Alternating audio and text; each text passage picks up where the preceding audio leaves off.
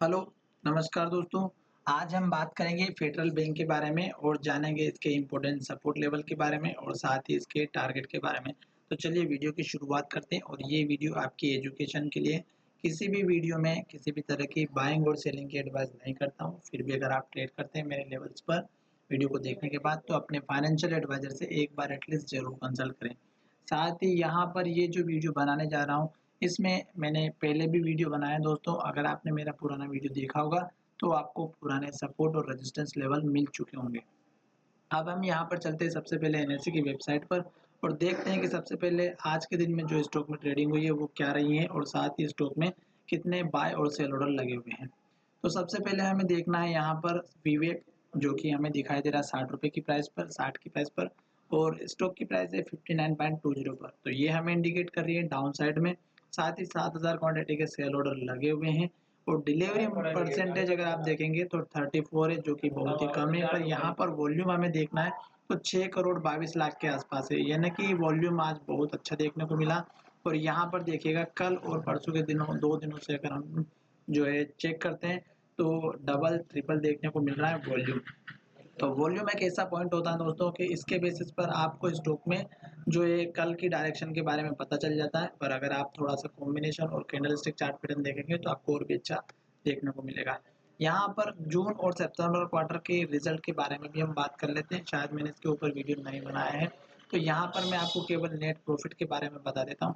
यहाँ पर देखिएगा जून क्वार्टर का जो प्रॉफिट था 400 करोड़ का था और अभी देखेंगे तो 307 करोड़ का प्रॉफिट हुआ, यानी कि 100 करोड़ के आसपास जो है इसमें पिछले क्वार्टर से कम जो है देखने को मिला है। अब यहाँ पर डिलीवरी परसेंटेज अगर देखें, शेयर होल्डिंग पैटर्न अगर हम देखते हैं तो यहाँ पर 100% डिलीवरी देखने को मिल रही है। 100% पब्लिक के पास में यहाँ पर लिखी हुई देख सकते हैं आप, पब्लिक के 100% के स्टॉक की ट्रेडिंग दिखाई दे रही है। अब यहाँ पर हमें जो चार्ट दिख रहा है वो आपको अच्छे से दिख रहा होगा कि स्टॉक ने यहाँ पर हाई बनाया, फिर स्टॉक में गिरावट आए और लास्ट का लो इसने यहाँ पर बनाया, क्योंकि लो यहाँ पर बना, फिर ये एक नया लो बनाया, फिर स्टॉक ने नया लो बनाया, फिर स्टॉक ने और नया लो बनाया, फिर लास्ट में लो यहाँ पर बनाया।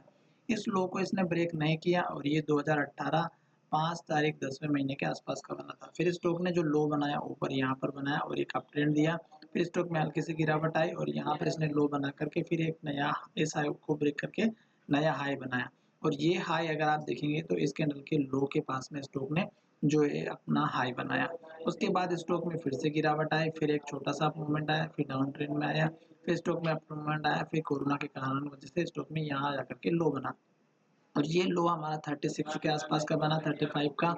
और उसके बाद स्टॉक ने फिर एक अप मूवमेंट दिया और यहाँ पर देखेंगे तो स्टॉक ने जो पिछला हाई बनाया था इस बार 62 रुपीज़ के आसपास और स्टॉक ने फिर डबल यहाँ पर 62 का हाई बनाया।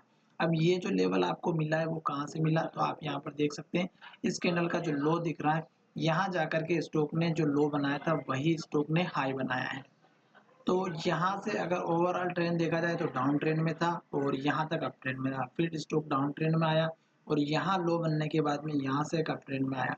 तो स्टॉक ने यहाँ पर लो बनाया, फिर ऊपर लो बनाया, फिर ऊपर लो बनाया। तो इस बेसिस पर देखेंगे तो स्टॉक अप ट्रेंड में। अब हम बात करेंगे इसके इम्पोर्टेंट लेवल्स की। तो यहाँ पर जो कैंडल देखने को मिली पहले हम उसके बारे में चर्चा करेंगे और उसके बाद हम देखेंगे कि स्टॉक में कौन सा लेवल रहेगा। तो यहाँ पर देखिएगा कि लास्ट की यानी कि आज की जो कैंडल बनी है उस कैंडल में कौन सी कैंडल बनी है, तो ये बनी इन्वर्टेड हैमर कैंडल और लो के पास इसने क्लोजिंग दी, यहीं पर इसकी ओपनिंग प्राइस भी है दोस्तों। और दूसरी बात, इस कैंडल का जो हाई है ये यहाँ पर जो पिछला हाई बना उसके नीचे हाई बनाया है, 62 रुपये 50 पैसे का पिछला हाई है और आज का हाई अगर आप देखेंगे तो यहाँ पर 61 रुपये 55 पैसे का है।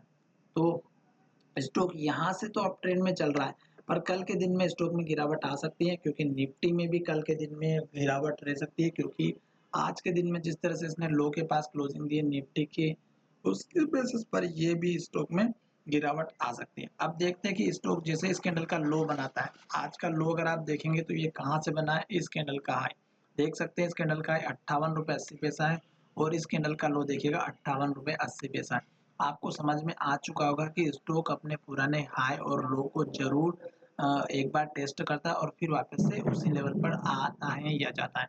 अब लास्ट का जो लो बना हमारा यहाँ पर इस कैंडल का लो बना है, क्योंकि स्टॉक ने ये लो बनाया, स्टॉक ने यहाँ पर लो बनाया और फिर स्टॉक ने यहाँ पर लो बनाया और फिर स्टॉक ने लास्ट का लो यहाँ पर बनाया। अगर इससे भी ऊपर का लो देखें तो कल का लो है और ये है हमारा 57 रुपये 30 पैसे का। आप चाहें तो ये 57 रुपये 30 पैसे का स्टॉप लॉस रख सकते हैं या फिर आप चाहें तो इस कैंडल का लो भी रख सकते हैं। दोनों ही सपोर्ट लेवल हैं, बहुत अच्छे लेवल हैं और मुझे तो लगता है कि यहाँ पर ये आपका जो लास्ट का लो है 56.90, ये आपका मेजर स्टॉप लॉस होना चाहिए। कल के दिन में स्टॉक इस लो को जैसे ही ब्रेकआउट करता है तो आपका पहला लेवल रहेगा इस कैंडल का लो और ये है हमारा 57 रुपये 85 पैसा और दूसरा लेवल इसी कैंडल से लो से इस कैंडल के लो के बीच में रहेगा। दूसरी इंपॉर्टेंट बात, अगर कैंडल इस लो के पास में क्लोजिंग होती है तो उसके बाद भी गिरावट रहेगी और उस केस में फिर आपका जो लेवल रहेगा वो रहेगा इस कैंडल के हाई के पास में। क्यों? क्योंकि स्टॉक में ये सबसे इम्पोर्टेंट लेवल है, आपको इसका ध्यान रखना होगा और ये लेवल है हमारा 55 रुपये का। तो ये तो हो गया स्टॉप लॉस की बात, सपोर्ट लेवल की बात। और बात करते हैं स्टॉक अगर इस कैंडल के हाई को ब्रेक करता है, हो सकता है कि कल के दिन में स्टॉक इसी ट्रेंड के इसी जो आज की हाई और लो बनी इसके अंदर भी बन सकता है दोस्तों। और अगर स्टॉक ऊपर की तरफ मूवमेंट करता है और जिस तरह से यहाँ पर कैंडल बनती है, लो अगर ऊपर की तरफ बनता है तो ये लेवल ब्रेकआउट हो जाएगा। उस केस में पहला टारगेट आप इसी कैंडल का हाई रख दीजिएगा और उसके बाद का जो लेवल है वो मैं आपको बताने वाला हूँ दोस्तों।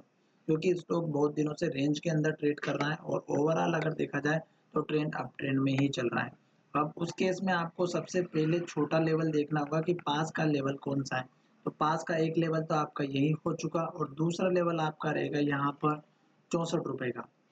और 64 रुपये का लेवल मैं आपको क्यों बता रहा हूँ ये भी आप देख लीजिएगा, क्योंकि यहाँ पर जो लो बना है ये आप देखिएगा इस कैंडल के आसपास का 64 रुपये से 64-60 के बीच में इसने पिछले बार में हाई और लो बनाया था और ये हमारा 2015 के आसपास का लेवल है।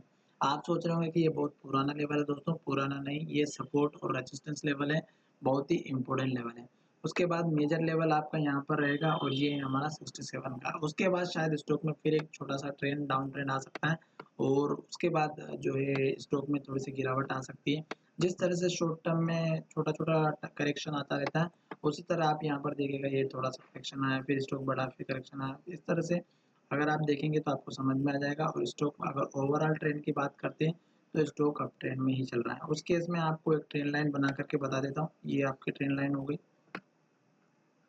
सॉरी रेजिस्टेंस लाइन, और ये हो गई आपकी सपोर्ट लाइन। तो ये आपके लिए काम करेगी, ये 2 लाइन आपके लिए काम करेगी। आप चाहे तो इस कैंडल के लो से इसको भी जॉइन करेंगे तो भी आपका काम करेगी या फिर आप इसको अगर ऊपर शिफ्ट करते हैं तो ये भी आपका काम करेगी। इस तरह से मेरा कहने का मतलब था, आप चाहे जैसे भी ट्रेंड लाइन, सपोर्ट लाइन बनाएँ, आपको बस इसके बारे में पता होना चाहिए। आप अगर यहाँ से इस कैंडल के हाई को और इस कैंडल के हाई को भी जॉइन करेंगे तो भी आपकी काम करेगी। इससे पहले मैंने बहुत सारी वीडियो बना दी और इस स्टॉक के ऊपर मैंने बहुत दिनों के बाद वीडियो बनाया, तो आप इसको आराम से अच्छे से देखिएगा और पुराने स्टॉक के लेवल को भी देख सकते हैं अगर आपने पुराना लेवल दे रखा हो तो। धन्यवाद, मिलेंगे नए वीडियो में।